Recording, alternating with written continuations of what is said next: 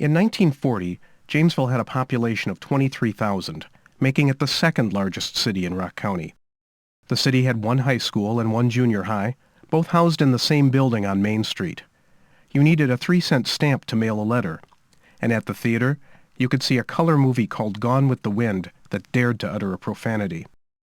A group of movie makers with color film of their own came through Janesville that year to make a documentary of daily life in the city.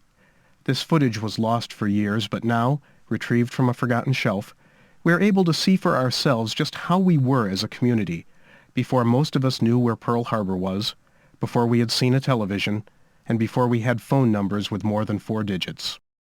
This is Janesville, in real life. It's the end of November 1940. With Thanksgiving's passage, Christmas decorations nearly overwhelm Milwaukee Street as two-way traffic passes landmarks like the Apollo Theater. Santa Claus held court at the corner of High and Milwaukee. You couldn't even look straight up without experiencing some holiday cheer, as the garland gave the downtown streets something of a tunnel effect. Even the majestic Monterey Hotel, at the peak of its glory, got into the Christmas spirit. This fire station was located on North River Street.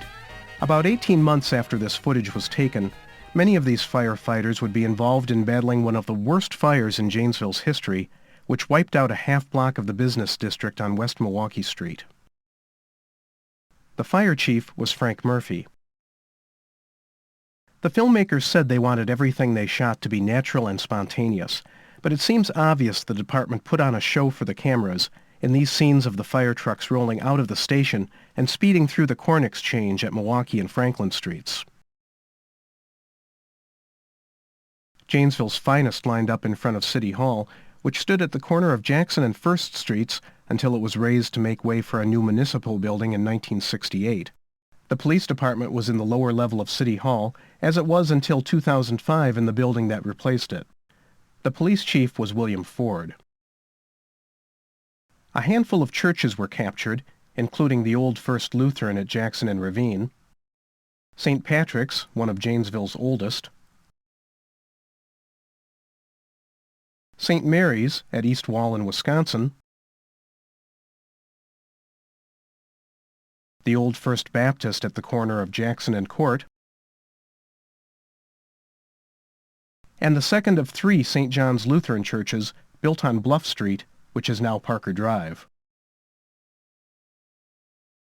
The camera operators had to dodge exiting students at Janesville High School, as well as snowballs lobbed at them by the students at Roosevelt Elementary.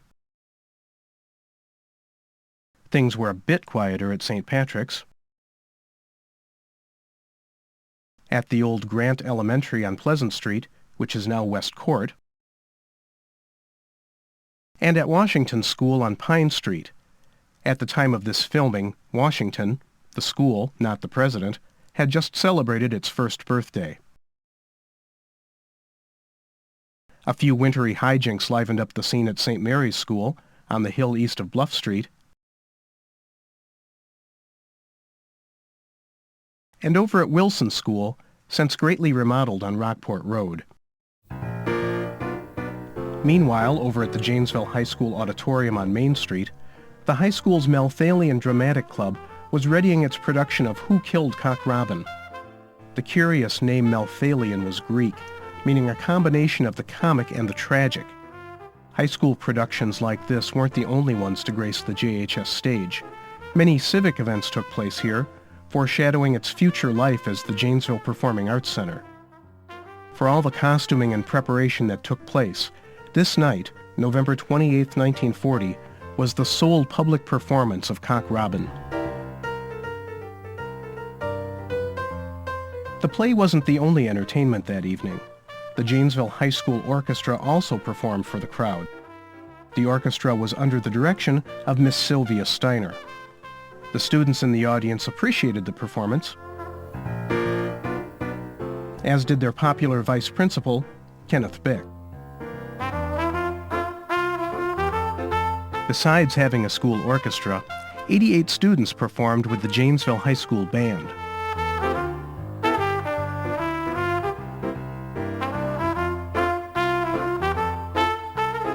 Music could be heard in the hallways during fourth hour as the uniformed band rehearsed in the school's band room under the guidance of their uniformed band director, Herman Helbig. The night after the school play, Kenneth Bick and the JHS band got ready to take part in another big event at the high school.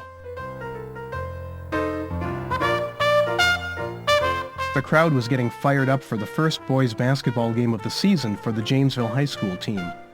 Under coach Mike Wandry, the team would go on that night to defeat Edgerton High School by a score of 36-27. Little did Coach Wandry and his starting five realize that this would be their only win of the season. The team dropped the rest of their games to finish 1-12.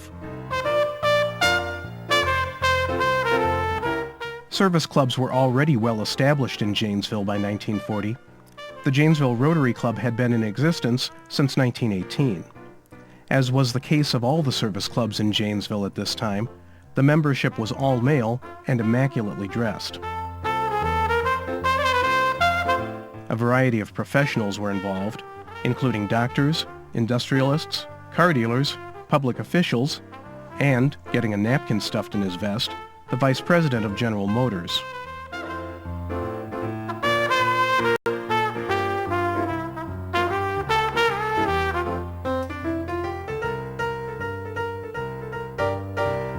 The Janesville Lions Club were, and still are, the most musical of the service clubs.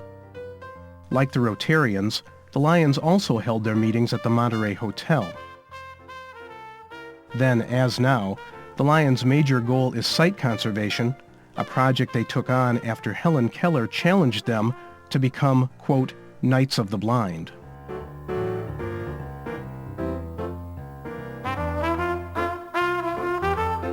Also enjoying a luncheon meeting in the dining room of the Monterey was the Janesville Kiwanis Club. In the 1930s and 40s, the club built and sponsored the first children's unit within Mercy Hospital, which was known then as the Kiwanis Alcove. The suite of rooms on the hospital's fifth floor was furnished by the Kiwanians, and each week 2 members of the club would go to the hospital to visit the young patients.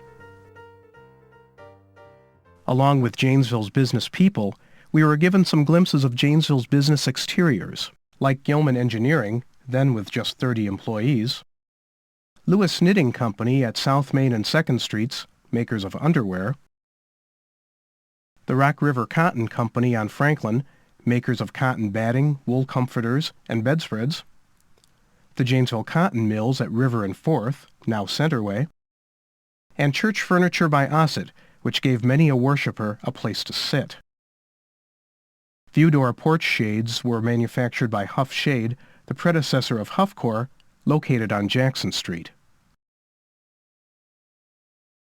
The archway over the front door of the Parker Pen Factory on East Court Street, seen here, now resides at Rotary Gardens. But in 1940, as Janesville's second largest employer, that archway proudly welcomed workers inside to make some of the finest pens in the world. Parker Pen was already an international success.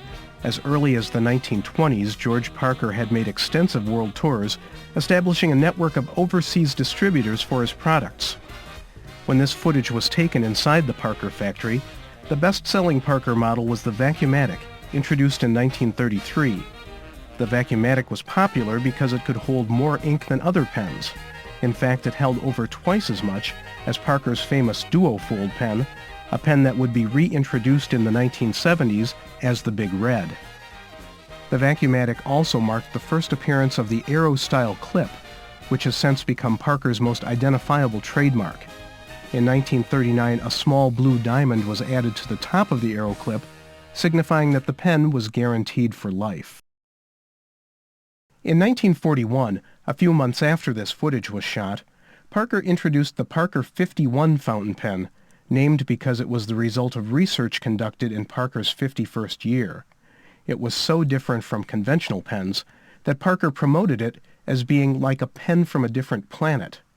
The Parker 51 became such a success that Parker could not make enough of them to keep up with the demand. Parker at one point even took out advertising apologizing for the shortage. In countries outside of the U.S., the Parker 51 was literally worth its weight in gold. Parker Penn's factory operations later moved to a larger facility on Janesville's north side, which was dubbed Aero Park. Parker's headquarters remained in the building seen here, which was extensively remodeled in the 1970s to become the One Parker Place building. The only company in Janesville with more employees than Parker Penn was General Motors. In 1940, GM in Janesville consisted of two separate plants, next to each other on the same site. Automobile bodies were produced by the Fisher Body Assembly Plant. This film includes rare shots of 2- and 4-door bodies being manufactured, along with workers on the seat cushion line. 1940 was a pivotal year for GM. The company pulled itself out of the Depression and introduced new body styles with bold grills, heavier bumpers, and the blending of headlights into the fenders.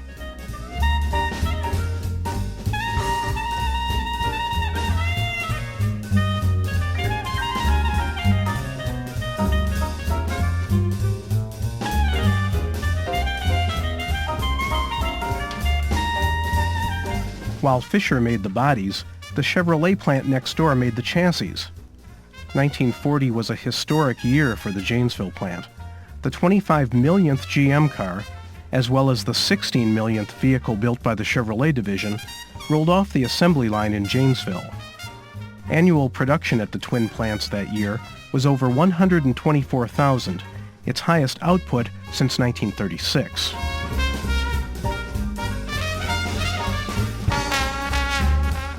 Not only were Fisher Body and Chevrolet two different plants, but they also had representation from two different unions.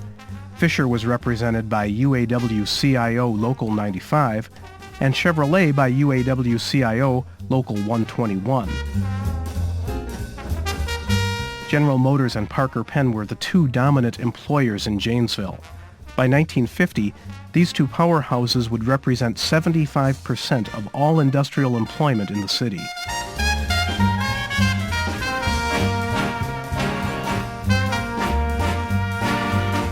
The fourth largest employer in Janesville was the Rock River Woolen Mills.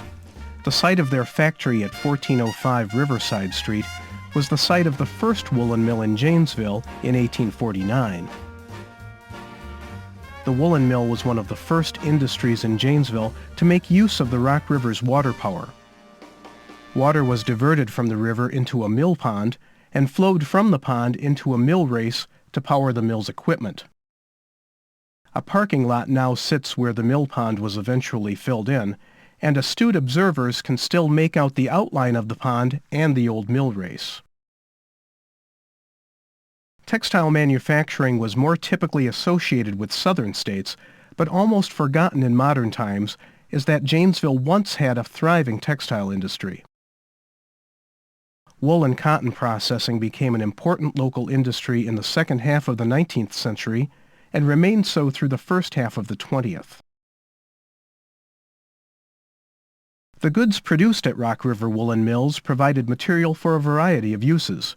Blankets, clothing, and car seats and headliners were just a few. At one time, its entire output was shipped to automobile plants.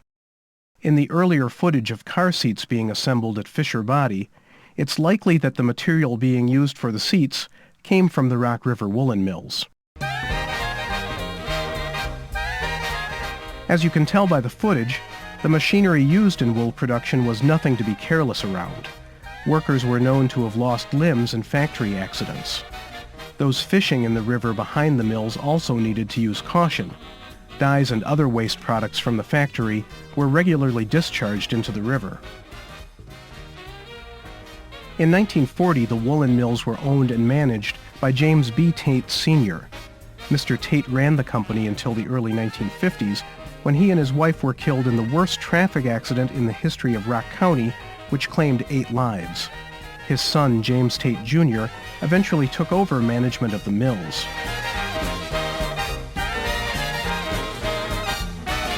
Some viewers may be surprised to note the high number of females employed in the factory in this era prior to World War II. According to one mill worker, women were often hired because they could be paid substantially less than their male counterparts. The Woolen mills later expanded into retail outlets, an experiment that ultimately failed. The company continued to operate until around 1960, when this building became part of Panoramic Packaging's complex. Until Panoramic moved to Aero Park in 2004, the site was believed to be the one in Janesville with the longest history of continuous industrial use. In 1940, if you had looked for WCLO at 12:30 on your AM radio dial, you wouldn't have found it. At that time, the station resided at 1200 kilocycles. The station's offices were on the third floor of the old Gazette building, a tradition that was maintained when a new building was constructed in 1969. The station's call letters, CLO, came from its original location, Camp Lake Oaks, near Kenosha. In those days, radio drama was not just confined to the big city stations. Productions like this one brought theater of the mind to local listeners. Drama, news, and music filled the WCLO airwaves, alongside Aunt Em's Homemaker Show, and features like Ruth Reads the Funnies. Nutty announcers were apparently not an invention of the 1950s, as the Commissar and the Colonel wreak havoc with the records and mug for the cameras.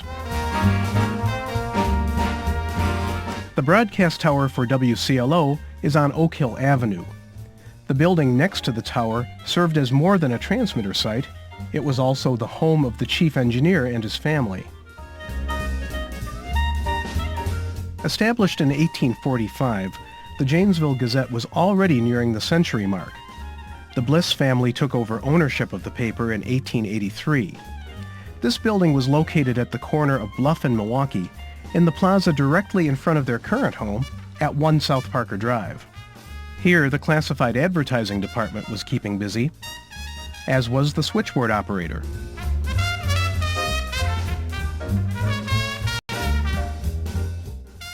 The retail display advertising department. The old Gazette building reportedly got extremely hot in the summer. On the hottest days, Bob Bliss would send an employee out to bring back ice cream sundaes to cool down the workers. Ad director and longtime employee George Gressman is on the right, apparently pleased with another new ad. Bob Bliss, on the left, was the editor of the newspaper, while his brother Sidney, on the phone, was the general manager. The Bliss family continues to own and manage the business today. These men are the reason this film exists. When Reelife Films came to Janesville looking for a sponsor for their project, the Gazette agreed to finance the film. This was the newsroom. Hard news and features were accompanied by society news. In fact, the Gazette even had a society editor.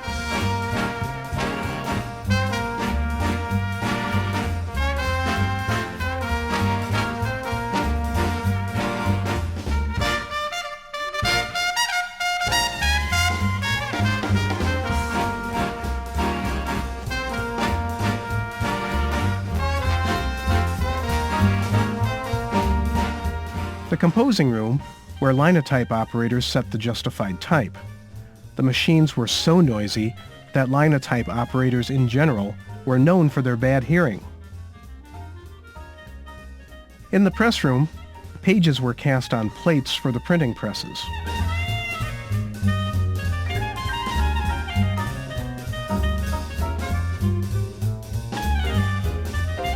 There was a darkroom for developing photographs.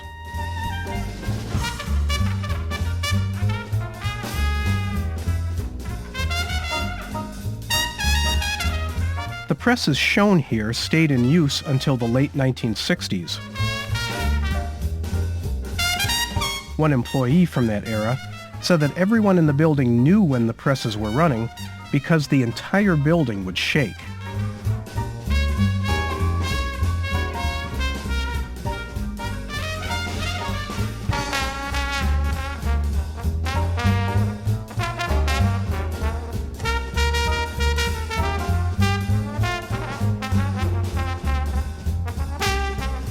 In the mail room, young men rolled up single papers for delivery. This was another area of the building that got exceedingly hot. Witness the shirtless boys working on a day when the temperature outside was well below freezing. The final product completed, a fleet of cars left the building to deliver the day's papers to their respective routes. Janesville Nightlife could be found at the popular Cantina Room, an Art Deco delight located in the lower level of the Monterey Hotel. Schlitz was the beer of choice, and a Tom and Jerry would set you back all of 35 cents.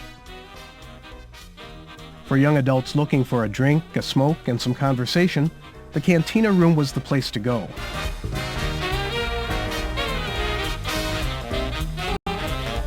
Only 7 years before this footage was taken, the alcohol would not have been legal to purchase.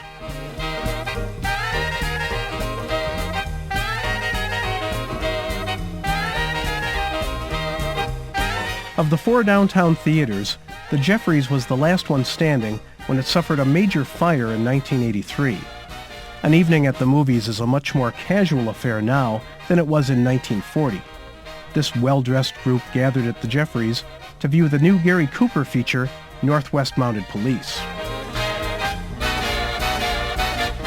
After the big high school game, the YMCA often hosted post-game dances, complete with a live band. This particular night's event was called the Swing Outs Oriental Dance, with music provided by the Sammy Machero Orchestra.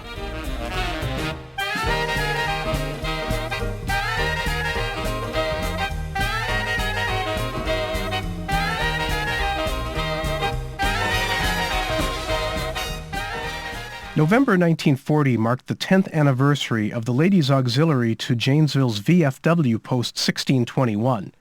And what better way to celebrate than with a card party? The ladies all looked prim and proper in their dress hats, but at least one gentleman took his card playing very seriously.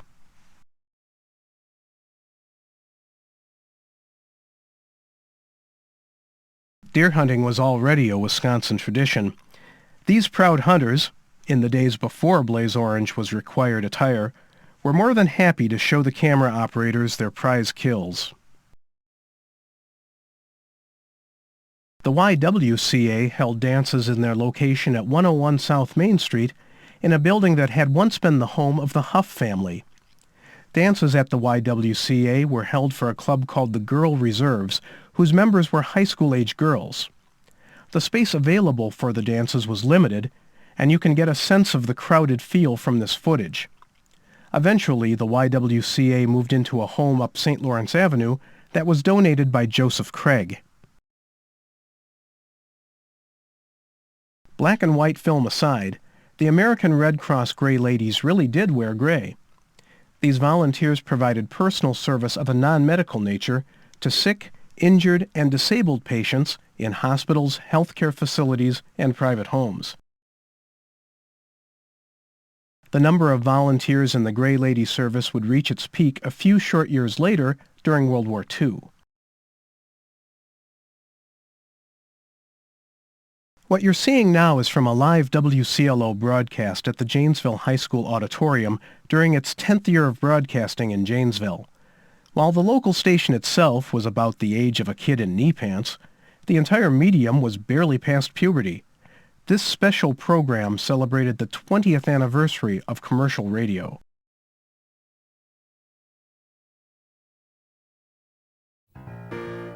Music was everywhere in Janesville, it seemed. VFW Post 1621 had its own drum and bugle corps.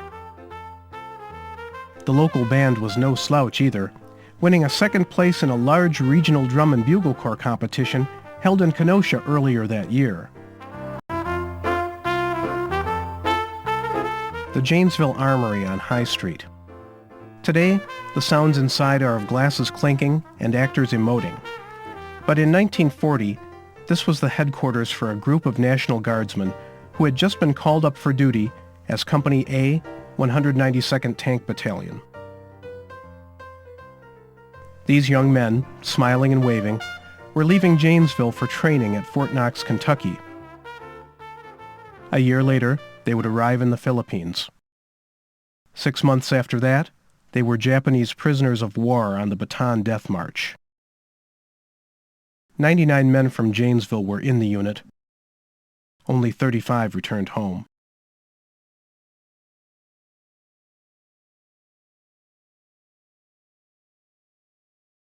A year and 2 days after this film was shown in Janesville for the first time, Pearl Harbor was attacked, and life in Janesville radically changed. But for this brief moment in time, in late 1940, this was Janesville in real life.